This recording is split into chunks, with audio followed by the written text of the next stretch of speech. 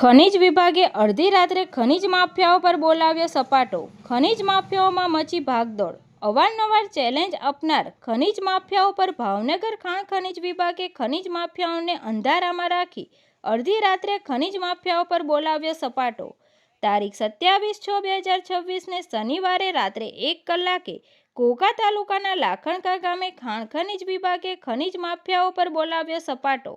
ગૌચર જમીનમાં ખનીજ ચોરી કરતા ખનીજ માફિયાઓ હવે સુધરી જજો નહીં તો હવે ખનીજ વિભાગ કોઈને છોડશે નહીં.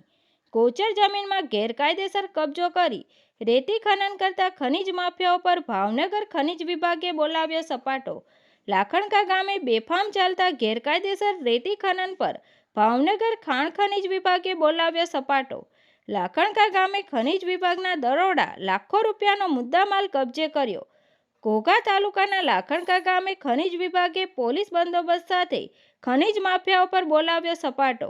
લાખણકા ગામે ખાણ ખનીજ વિભાગ દ્વારા રેડ કરવામાં આવતા જેસીબી ટ્રેક્ટર ડમ્પર રેતીના ચારણા સહિત લાખો રૂપિયાના મુદ્દામાલ જપ્ત કરવામાં આવ્યો અને ખાણ ખનીજ વિભાગ દ્વારા કાયદેસરની કાર્યવાહી કરવામાં આવી. તંત્રી મહેબૂબ રફાઈ સાથે news reader Sneha Patel, Tapasvi Gujarat news, Ghogha.